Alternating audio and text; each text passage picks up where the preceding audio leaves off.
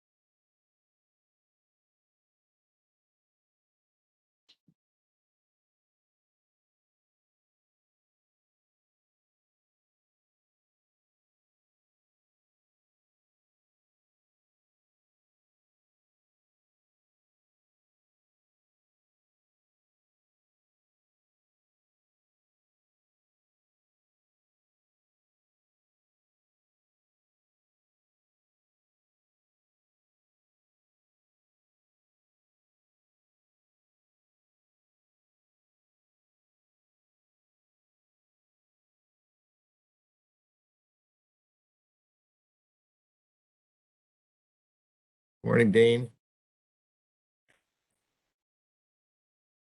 Good morning.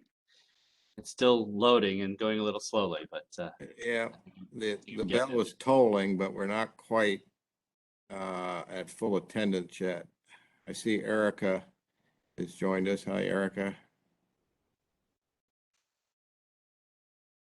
think we still got a couple. You guys, we're just working through a little bit of some issues with IG coming, but she should be on momentarily, and I see other members from her office here. So, Yeah. 1 second.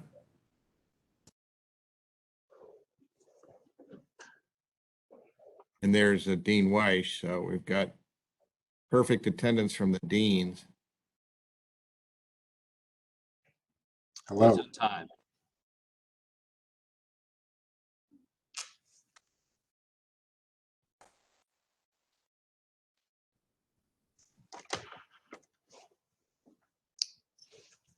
God, 2 weeks, we won't have to do this anymore. Can't wait. Oh, there you go. You're on.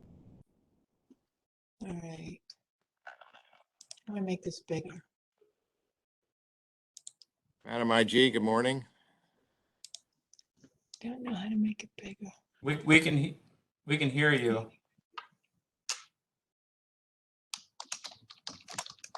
And I just want to make sure, Mike, that we're up on Charm TV. I see that it.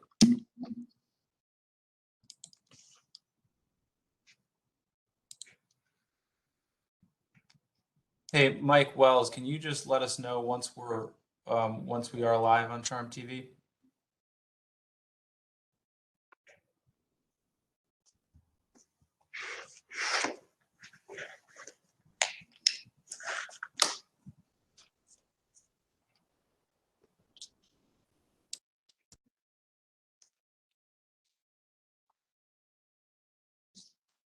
I'm just making sure the back doesn't read any of my papers.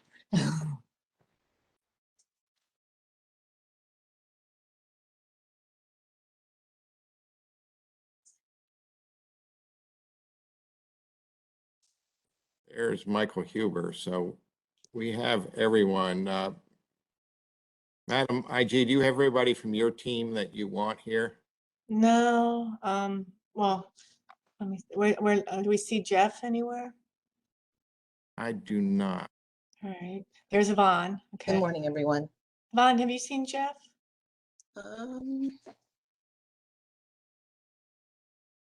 I had a little trouble signing on. Yeah. So maybe, let me go. He's over in the ethics wing, so let me, he does have an important part, so I'll be right back. He's saying he's on. Does? Yeah, he's sending a message to the chat saying he's on. He's forced muted. Well, that won't work. We need him to talk, don't we? Definitely Video is ethics voice. So he must have signed in under the, not under the panelist code and signed in under the other code. I can send that to him. Can someone bring him up? Sometimes you can do that. I see Steve.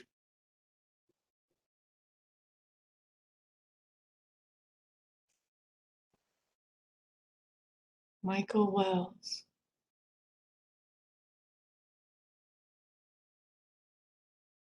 Stephen, have we got the go ahead from Michael Wells yet on Charm TV? So Mike is saying that it's on, but I just want to be absolutely sure. And when I look on Charm TV, I don't see it's on. So Mike, if you can just confirm before we get started, because it's important that we know that this is being broadcast.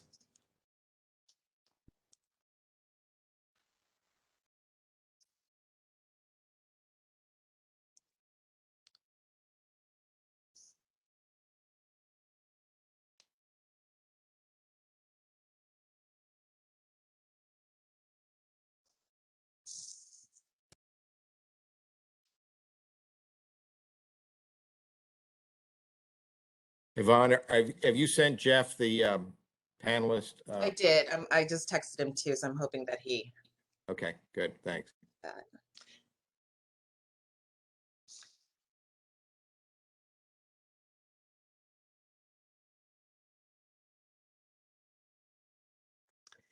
If not, he can come to my office and because I'm only doing the opening remarks, and he can sit here.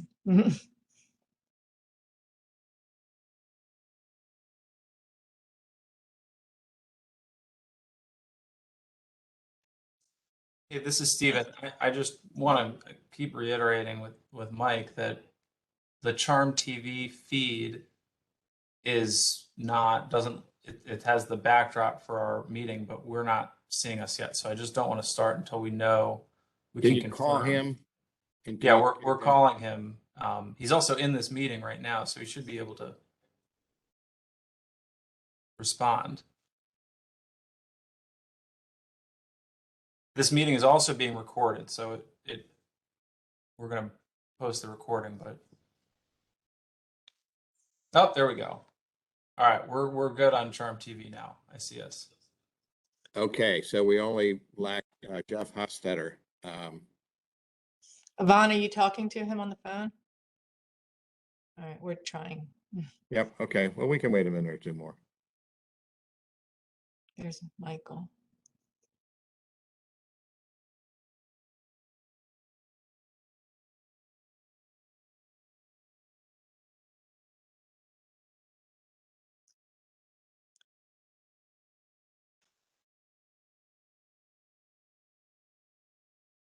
Yvonne, if you can hear me, Jeff can come up here to my office, and when you're doing your presentation, he can then come here and sit. If that Yes, works. I did. Jeff has just relayed to me that he did get the email and password that I sent, but he's still unable to join where he can be heard because he's still forced muted. So he's suggesting that he could call in. He can actually just come up here if he wants. Usually the forced Confirmed that he muting. is a panelist, so I'm not sure why that's giving him that issue, but I'm gonna just check and see if she can unmute him. Okay. We also don't see him.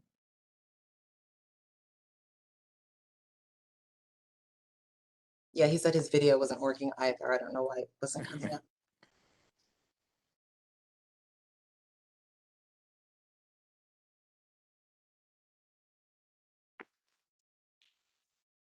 I think he could actually sit at Mariu's desk as well. If you want to tell him to, because she received an invite.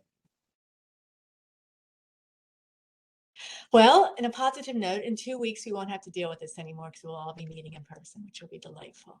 Yeah, And I can't wait. yeah. That will be a refreshing change. Gosh, yes, it will.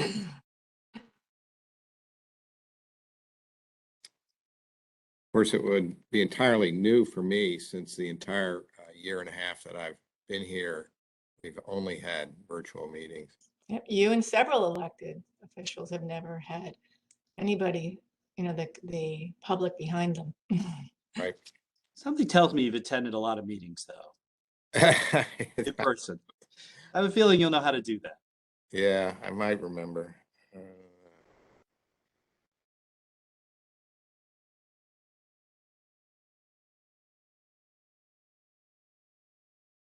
Anything, Yvonne? Have you got a text? Anything? Not yet.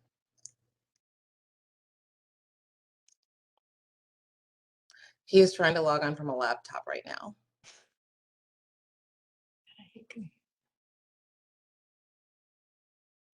Can you let him know that Mario was able to? So he could just walk up there.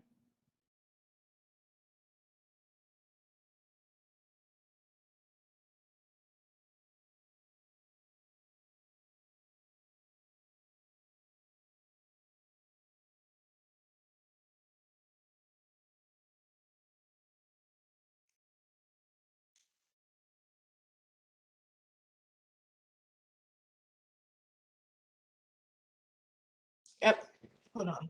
I'll be right back.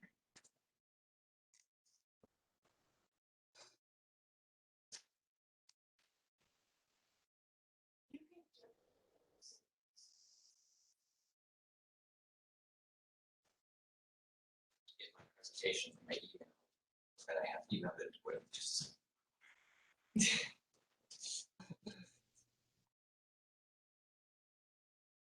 Okay, we're going to probably do stage 2, which will be, he will come over, he's walking over here. He has an email that he's sending over here so that he can do it from here. So, All right, just let us know when you're ready to begin. okay. Do you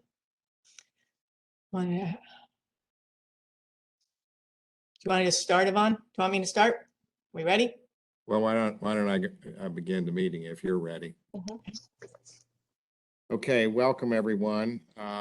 This is the meeting of the Inspector General Advisory Board to consider the proposed fiscal year 23 budget for the Inspector General's office. And our duty is to meet to review this budget. And we're here today to do that. We'll begin by asking the Inspector General herself and through her staff to tell us about the proposed budget. Inspector General Cumming. Great. Thank you so much. Good morning, Chairman Che and Advisory Board. It's actually very nice to see everybody again. Our last time we were together was actually in August of 2022. So I hope your holidays were delightful and hope you're all enjoying this incredible spring day. So I'm very happy to see my ethics director online. So that's wonderful. So on behalf of the Office of the Inspector General, I would like to thank you for this opportunity to officially present our budget to the advisory board virtually. But this is actually the first time we've done this since the law passed in 2018 that we've actually officially made a presentation. So now this office, as you all know, continues to respond to the voice of employees and citizens of our city. And our office up here on the 6th floor of City Hall, so far this year and this fiscal year has already received 550 complaints with still 3 months left to go. We've completed over 80 action items, which includes our reports of investigations, our management alerts, our ethics opinions, and referrals. And we're not slowing down as the cases are getting more detailed and more complex. I'm also really pleased to present to the board that we actually have a full staff which is becoming more and more difficult in the city with the pandemic and all the issues. But we now have a full staff in the Office of the Inspector General.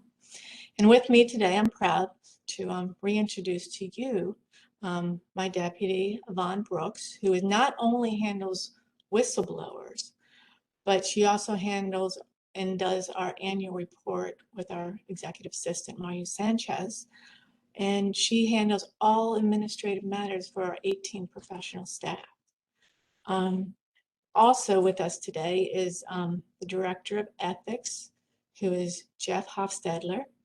And I believe many of you have had the opportunity to work with both Jeff and the ethics team on those financial disclosure forms. And I am going to allow him the opportunity to talk to you about an important request that we're making concerning that part of this office, which involves almost 3,000 employees.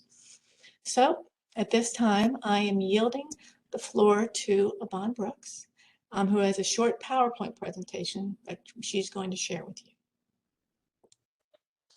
Good morning, honorable members of the advisory board. Again, my name is Yvonne Brooks, and I'm the Deputy Inspector General of Administration for the Office of Inspector General. If it's okay, Stephen, may I start sharing the PowerPoint? Yeah, let me know if you have any issues. Okay. You should be able to just share content. Thank you. It's the bottom, right next to stop video. Okay.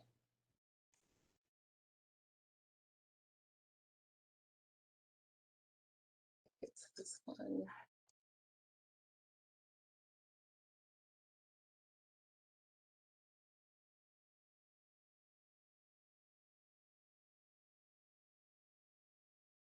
Are you able to see it?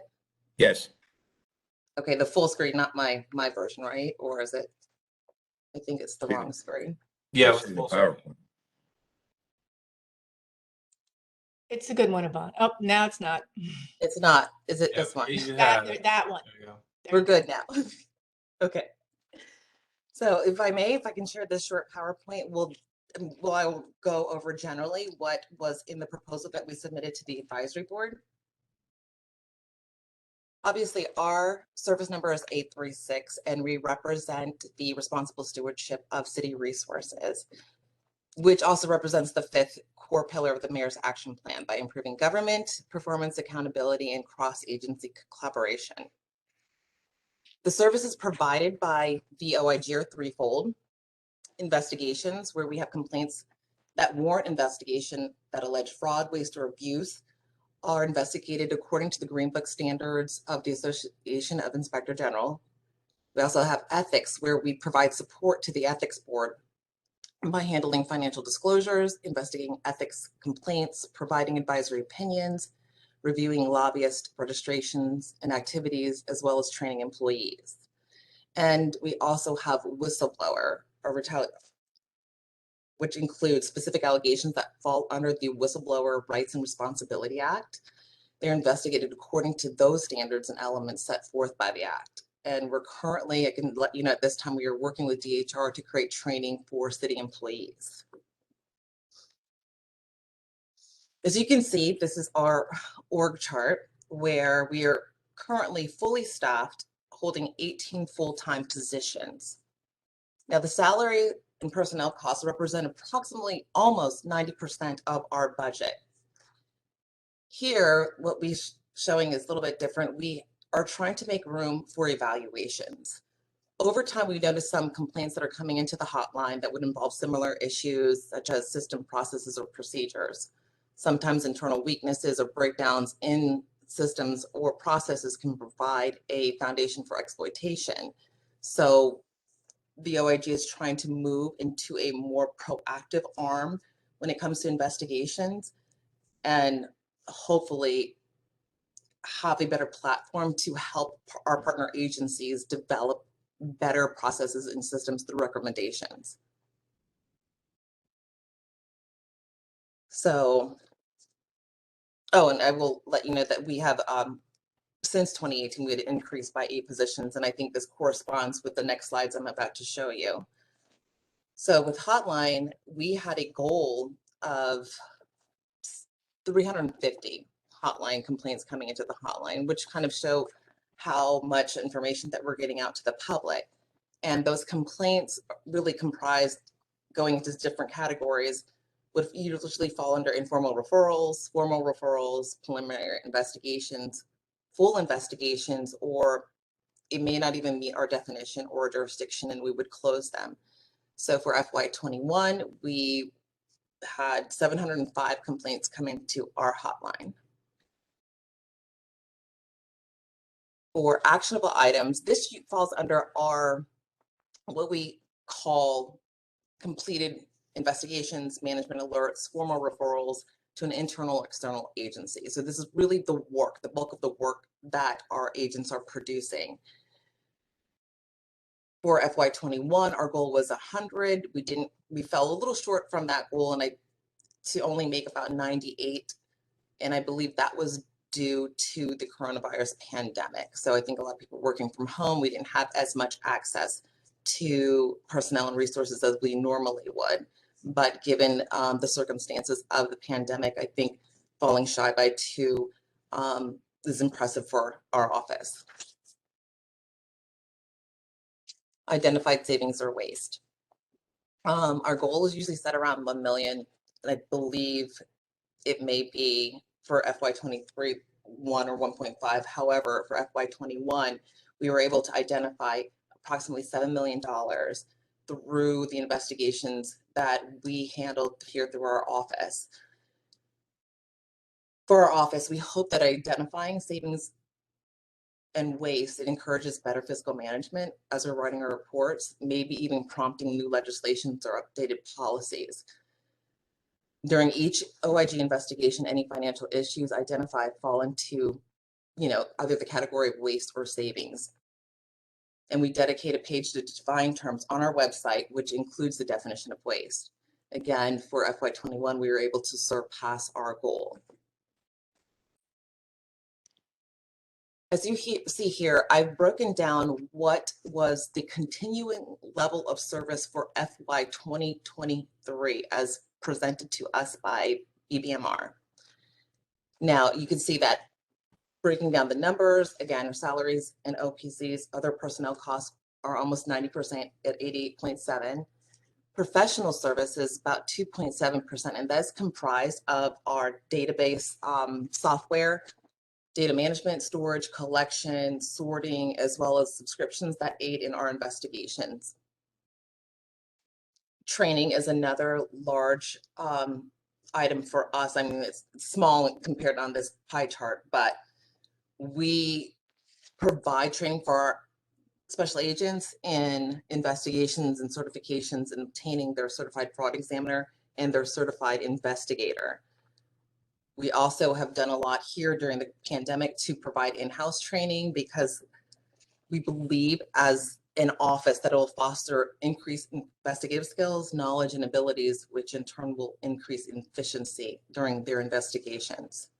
And other, about 7.6%, would compromise rental of property, maintenance, equipment, office supplies, telephone services, printing services.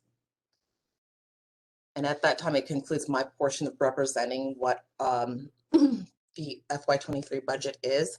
And I'm going to turn this over to Jeff Hochstetler to tell you about the enhancement request that the OIG is requesting. Thanks, Yvonne.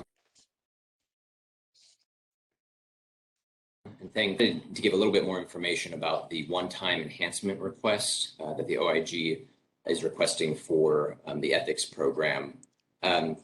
As brief context here, the core of the city's ethics transparency systems are in its financial disclosure system and in its lobbying registration and reporting system. On the financial disclosure side, the city ethics law currently requires more than 2,800 employees and officials to file annual statements and for those statements to be viewable by members of the public. That's in addition to new employees who come in. If those employees have a filing requirement, they need to file entry statements, and then employees who are leaving city service with a filing requirement have to file departure statements. On the lobbying side of things, at any one time, there are approximately 150 lobbyists who are registered, and each of those have periodic reporting requirements. Their names and reports are also required to be publicly viewable by law. On the financial disclosure side, let's go back briefly to 2020, when the Ethics Board was forced to abandon its legacy online filing platform because that platform could not accommodate changes required by law to the financial disclosure system, including redactions of home addresses. So the board had to revert to a paper or PDF-based system, which was, as you can imagine, difficult to organize and track, and it really provided no way for the public to view the statements online. So in 2021, after staffing for the Ethics Board was moved to the OIG, we worked with the city's IT department, or BCIT, to create a stopgap online filing system that would tide us over until we could obtain a system that better met the needs of filers, of ethics administrators, and of the public. And although we've been very grateful for BCIT's help, and it's certainly better than the paper and PDF-based system, at least from the administrative perspective, we're now moving into year 2 with this filing system, and it's obvious through the number of help desk calls that we're getting and the errors that we report to BCIT on an almost daily basis that the system is not serving anyone well. Not the filers, not the administrators, not the BCIT service team, and certainly not the viewing public. To name a few, some of those issues that come up almost daily, either from errors or some design limitation. Some filers end up editing past statements even when they've chosen to file a new statement. Some filers' past statements are disappearing from the site altogether, requiring manual uploads. Some statements are randomly importing information from other statements in a sort of data shifting way. It's very strange. Information from past statements are not imported into new statements. So whenever somebody goes to file, there's no easy way to see sort of what they filed in the past. I know some of you have dealt with that difficulty in filing for this year. On the administrative side, there's also no way for us to run automatic reports for tracking and compliance purposes. Each time we need some sort of report, we have to do a one-off ask to BCIT. It's just really not efficient for anyone. And there's also really no way to edit many of the fields without completely disrupting the system logic. So, you know, if changes in the law were required and some of those fields needed to be, tinkered with in some way, we wouldn't really be able to do that potentially without kind of shutting down the whole site. And this is all in addition to a general lack of user friendliness, let's say, for the filers. The information is not really collected in a streamlined or intuitive manner. And on the public viewing side, it's not necessarily displayed in a very viewer-friendly way. And I get that some of those limitations resulted from the kind of quick stopgap development that the system required. So it's certainly not laying blame on anyone, but it's facing the reality of the limitations that we have now. Also, kind of critically for the Ethics Board, there's no mechanism to charge late fees or collect those fees, which is the primary tool that the Ethics Board has to ensure timely filing. And then moving on to the lobbying side, that current BCIT developed system was really meant as a one-year system. It was developed in 2019, again, as a stopgap measure based on some changes in the lobbying ethics law that required certain public transparency and reports to be put online. But now, again, going into the third year with that, it's not living up to the basic challenges posed by multi-year filings. So, for instance, lobbyists can't register for the upcoming year prior to the start of the year, which has created gridlock at the beginning of the last 2 calendar years. For the majority of last year, a system error kept lobbyist reports where they have to report on their activity, the amount of compensation, et cetera, kept those reports from being publicly viewable as required by law. And there's currently no way for lobbyists to amend their reports online with additional information that they may need to add. So it kind of requires them just emailing us or filing paper statements, which then aren't viewable on the online system anyway. The system is also prone to errors and random shutdowns. So many lobbyists could not file their reports by the January 31st deadline just this year because of one of those random shutdowns. So all this to say, we're requesting a one-time enhancement for the purpose of contracting with an outside developer to help us create new systems that better meet the needs of filers and administrators and public viewers. So this would include streamlined and intuitive way for filers to create accounts and submit the required information, and then to sort of import relevant information into any amendments or future statements. On the public side, it would include a viewing portal that is likewise straightforward. And importantly, it would also include ways for the ethics administrators to meaningfully run data reports to ensure timely compliance, and potentially to enhance integration of that financial disclosure data with other city data systems, which we think there's a lot of room there for collaboration. We have gathered information from 3 potential partners who have demonstrated experience with similar systems.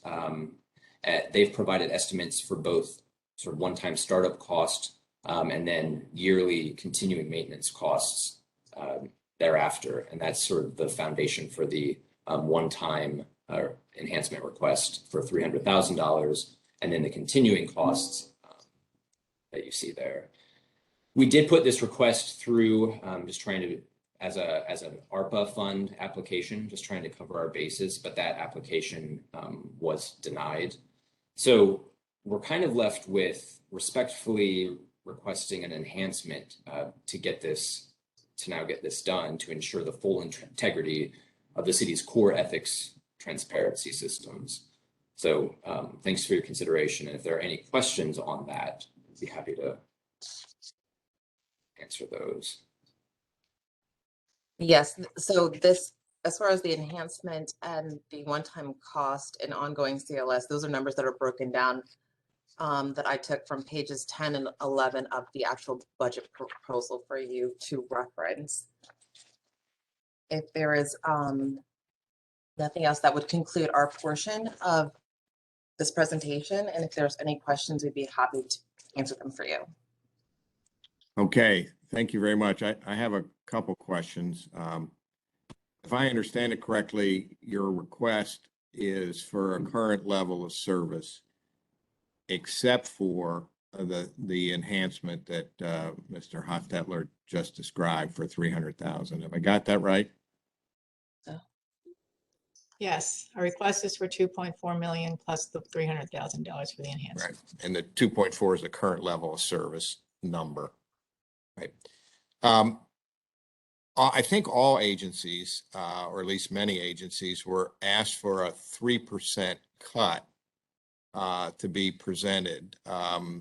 What has the Office of the Inspector General done with respect to the requested cut of 3%?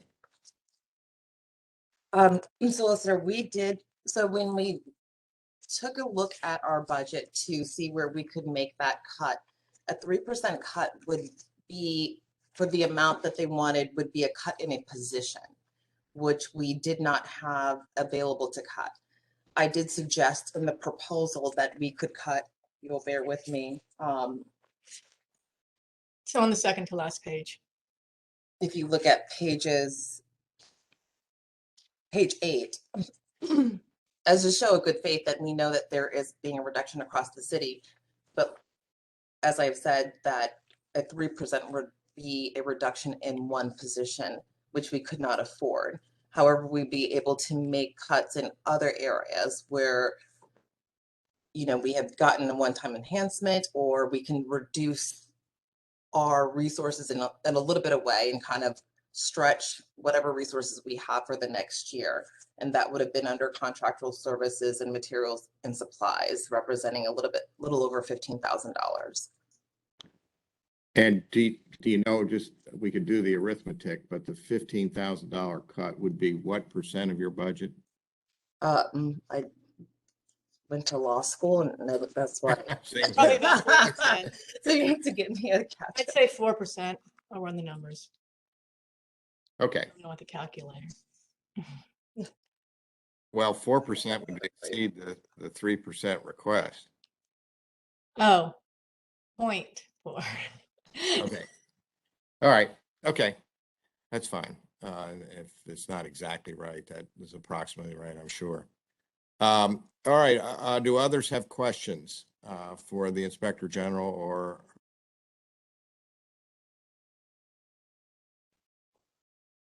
I did, Mr. Chair? can you hear me? Yeah, go ahead. Well, first we'll start with the Deputy Controller McClammy. I did have a question in reference to the amount that you proposed to cut.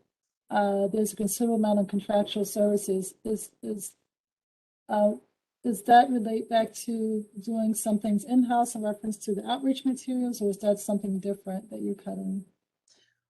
Right, so for that one, there are some subscriptions that we'll probably no longer use that will aid in investigations. So we're trying really hard to do it through partnerships, through other agencies that will allow us some of the access for, looking at some background data, et cetera, rather than utilizing our own budget for subscription services. Certain subscription services can cost a lot of money. So if we can work with another law enforcement partner who already has it, then we will. And that's where we came up with the what was it, 67? It was a reduction of $12,010. Okay, Okay, yeah, thank you. I think that's a good example of looking for ways to collaborate and save dollars. I also saw your change or your information about sourcing furniture from federal agencies and passing information on. So Yeah, that's actually a great thing for any city organization. We worked with Chi over in DGS. We were able to get our entire ethics wing furnished for free because when the federal government is finished with their furniture, and they have some very nice furniture, they allow other municipalities to get it for free if you move it. So we did that. It's a very nice table. anything else, Deputy Controller? I think Michael Huber had a question. Thank you, Mr. Chair. I imagine this is from my misunderstanding as opposed to any of the presented materials, but I saw in the presentation that was just given that there's a one-time $300,000 request, and I'm looking at the proposal for this year, which has a $500,000 request. Now we updated that, Michael. We sent an update in March. Oh, so I'm looking at an old version. To And that's 300, simple. yeah. Great. We changed Thank it to you. 300. Now, Yeah. are there any, I do have a follow-up either way. Are there any additional anticipated year-over-year expenses that aren't reflected in the brief presentation we just saw?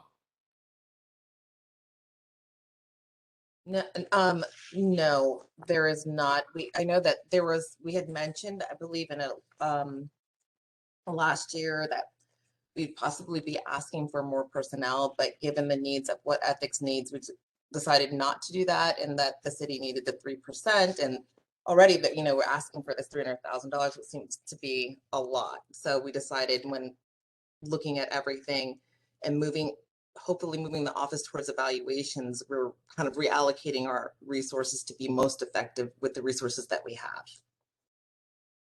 Thank you. And in preparing this proposal, or scoping it or anything, have you worked with BCIT? More generally stated, has there been any continued relationship with BCIT in developing this system that you are proposing to use? We did work with them. However, under the law, our responsibility is to work with this group. So that's why it was this is the first time that we actually, according to the law, this group is the one that has the ability to make the decisions. I think Jeff could probably add to that, because I think his group has been in communication with BCIT when it comes to this existing system. Yeah, Mr. Huber, to your question, we are on a daily basis, almost daily basis, in contact with developers to try to address the system errors and other issues that arise under the systems. There's currently nothing in the works, and I certainly don't want to speak for anyone in BCIT, but there's nothing in the works to like overhaul the system, and I think that it would be very resource intensive to do so, and possibly cost and more likely than not more cost effective to go outside and have a developer who's actually has experience with doing these sorts of filing systems just create something from scratch. So I mean, we will have used the BCIT system for 2 years, and we will certainly plan for data continuity in whatever new system comes up. But I don't believe that it's sustainable in the long run to work off of this current system. I can tell you from Chairman, just experience. because I'm pretty sure BCIT is Baltimore City IT department or something, but maybe the people listening might not know what it is either. Oh, Yeah, sorry, I said that one time and then I mentioned the acronym, but you know, we have too many acronyms in city government. You're right. Michael, have you done your financial disclosure yet this year? No. Yeah, I But did it. but I I actually had them will. help me because it was so difficult this year. And Uh, the elected officials who have done, I think Eric, Eric. I'm sure that wasn't a totally delightful experience. I think you had several calls to us. Well, actually, Madam Secretary, and if it's okay with the chair, I was going to ask a couple questions about that. Sure. Go ahead. So, those of us who've worked for the city for a little while, and Jeff, you spoke to this in your presentation, recall the old system where we had to do this by hand. We submitted paper copies. Can you remind us and let people listening know who might not know when was the change made from paper to electronic, and was it at the same time as the responsibilities for the ethics board were shifted from the Department of Legislative Reference to the Office of the Inspector General? And if not, can you kind of lay out the time, the sequence for all of us on all of those changes? Yeah, we're talking about two different periods of paper filings, and I can get you the exact dates on this afterwards. But before the, I guess, 2021 filing season, there was an online filing platform, which for whatever reason had been stopped kind of being supported, which is why when in the 2021 filing season, we needed to make some changes, such as automatic redactions to home addresses. I believe there were a couple of other changes. We couldn't do so. So the decision was made to shut that down and return to a paper filing season. So we had one season of a paper filing season, which coincidentally coincided with the transfer of duties from legislative reference to the OIG. And then at that same time, there was also legislative reference had already been talking with BCIT of how to get a new online system up and running. So we had the one season of paper filing in 2020. I'm sorry, I keep saying 2021. It was 2020 filing season. And then last year, 2021, the new system, the BCIT system was up. And this is the second year going into that system. Okay, second year in the system, second year that the Office of the Inspector General has had responsibility. Correct. Okay. Thank you. That's all I have, Mr. Chair. Anything else, Michael? No, sir. Just to follow up from me, Jeff Hofstetler,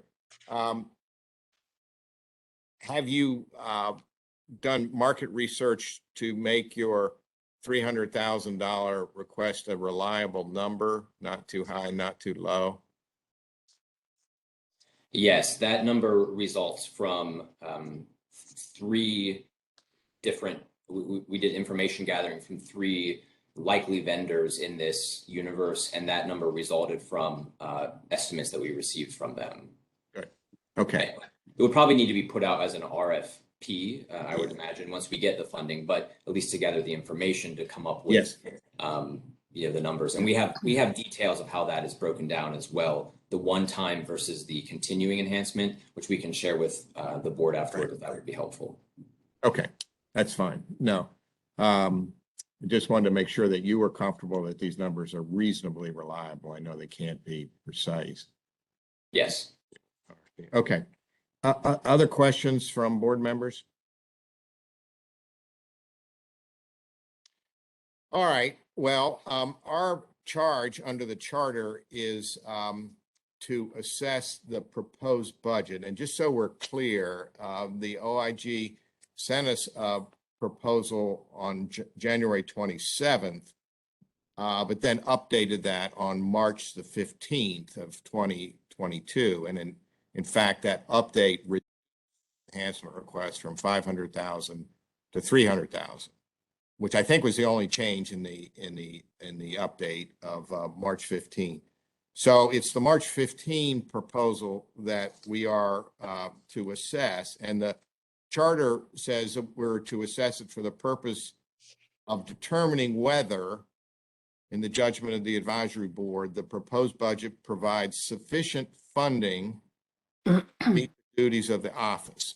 So that's the question before us. Is the budget proposed in the March 15, 2022 proposal sufficient funding for the OIG to meet its duties? Yes, Dean Weich, you have a question? Well, it's not a question, it's more an observation. And here I presume to speak for my colleague, Dean Tobin, because we were conferring just before this call. We're not budget experts. We're not city budget experts. We obviously don't have a context to compare this budget to the budget of other agencies in the city. Looking at it facially, this budget seems reasonable for the responsibilities of the office. But I guess I just want to put a little asterisk on my own assessment that I'm not in a position, since we don't review the budgets of agencies generally, to compare this and say whether this is more or less than what's appropriate as compared to other agencies. But on its face, the presentation seems to support a budget of this size, and I trust the Inspector General and her staff have determined that this will get the job done. So I just wanted to make that observation. Well, the observation's very apt, and it's why I took the moment to say what we're doing is we're not really setting a budget for the Inspector General's office. We can't do that. A budget is dependent on knowing what all the other agencies need and have requested, and you pick your poison. So not only are none of us experts in budgeting, but none of us have data that would tell us whether another agency who had a request was more or less deserving.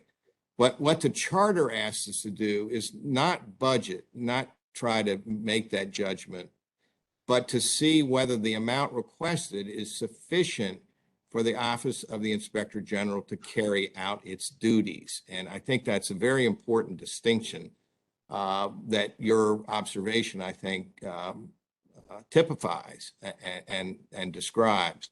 So the pending question for us is not a matter of, is this the right budget? It's whether it's sufficient for the office to do its job. I believe the Inspector General does, or she wouldn't have requested this, and our observations are pertinent in that regard. So I would put that question to this group, and then, of course, invite discussion about it. But I want all of us to be clear on what the question is. Councilman Costello, you have your hand raised. Thank you, Mr. Chair. Just wanted to add some additional context in hearing Dean Weich's comments as well as your supporting comments to that. So the Board of and this is for, I think more so for the viewers on this call, that may not be familiar with the city process for budgeting, the Board of Estimates will make a proposal as to what the budget will be, and then that will be sent to the city council to be approved, and that eventually will go into effect for the beginning of the fiscal year for next year. But I do want to kind of echo your sentiments, Mr. Chair, with respect to Dean Weich's comments around, you know, what the question is, and, you know, not being able to compare this contextually to other city agencies and their operations, if you will. So thank you for that important context, Dean and Mr. Chair. Very good. Very good. If I might be so bold as to suggest somebody make a motion to determine that the March 15, 2022 proposal is sufficient for the office to carry out its duties. Mr. Chair, Yes? would it be permissible and or appropriate to add context to that motion, that the proposal that has been submitted is viewed as sufficient, with the understanding that we are not taking into consideration the context of other agency budgets or the city's larger fiscal position? Yes, I think that's clear and very fair. Can I say something? Sure. Back in 2018, when this law was established to make the office independent, one of the things that they were trying to do was take it away from making it politicized in any way that the budget could be cut by the political aspects of it.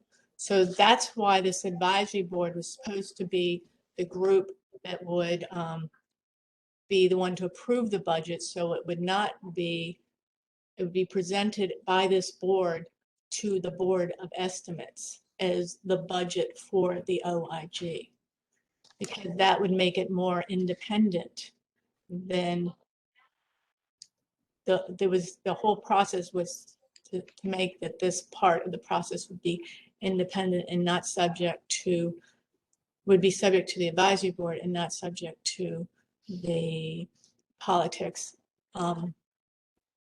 And so if you read the law under submission, it actually says the budget approved by the advisory board pursuant to section B of the section shall be the office's budget. The advisory board recommends to the Board of Estimates. So it's a way to take the politics, so the inspector general wouldn't have to do it. It would be the advisory board. So it is important that this advisory board is behind this amount. So. Well, we were asked whether it's sufficient, and that's the question that we're going to answer. And if you need to deal with other parts of the government, Board of Estimates, City Council, you need to do that. You're part of the city government, but I'm not opining on that. I'm simply answering the question that's posed to us. That's all. You can certainly take that position. Councilman Costello, let me ask first for Deputy Controller, who I think raised her hand just before you, and we'll come right back to you. Deputy Controller. Right, but I do believe Dean Tobin also had his hand raised before mine. I don't know if he still had a question. Okay. I just want to follow up to Councilman Costello's comments. I'm not sure if adding the context that we haven't taken consideration other city agency budgets is necessary, and that our role is just to look at this budget and determine whether it's sufficient. We're not the body that looks at, there is another procedure that looks at all of the budgets and determines whether in the context of city funds, et cetera, but we wouldn't be looking at other budgets anyway, making our decision about whether that's sufficient. And so I'm not sure if it has bearing on whether our, whether it's idea or our concern, whether it's sufficient or not with operations of the OIG's office. Yeah, I think they're two separate questions. I think we all recognize that. So point well taken. Councilman Costello? Thank you, Mr. Chair. First to Deputy Comptroller McClammy's comment. I think we're saying the same thing. I just want to ensure that we're acknowledging that we're not doing that because it is outside of the scope of it, but it is I do believe that it's appropriate context to note that for the record that we are not doing this review in the context of other agencies because that is in fact outside of the scope of what our charge is. I think as the chair has very clearly stated at the beginning. So I do think we're saying the same thing. Hopefully that makes sense, Madam Deputy Comptroller.